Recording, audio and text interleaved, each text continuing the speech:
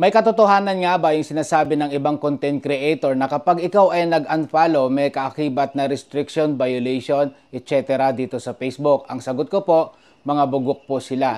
Dahil po ang katotohanan dito kay Facebook, kapag nag-unfollow ka, karapatan mo po yan.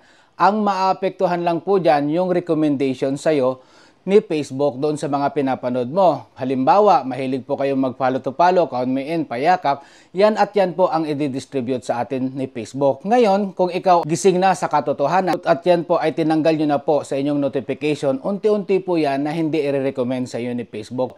Inuulit ko po guys, wala po yan kinalaman sa ating monetization na tayo ay mamonetize at hindi tayo mamomonetize kapag tayo po ay nag-unfollow. Dahil wala po yan pinagkaiba sa mga politiko. Ito po yung top 10 na papasok sa Senado ngayong darating na eleksyon dahil hinahasa po nila ang inyong mentality. Hinahasa po nila yung inyong utak na yan nga po ang dapat yung iboto.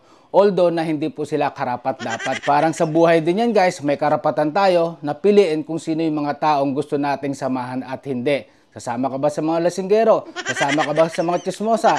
Sasama ka ba sa mga manluloko? Sasama ka ba sa mga ungutang na hindi nagbabayad na masisira lang ang iyong reputasyon bandang huli? Siyempre hindi, di ba? Balik po kayo dito kay Nutnut Palaboy dahil dito may natutunan ka na, for sure tatamaan ka pa pero mapapabungis-ngis ka naman.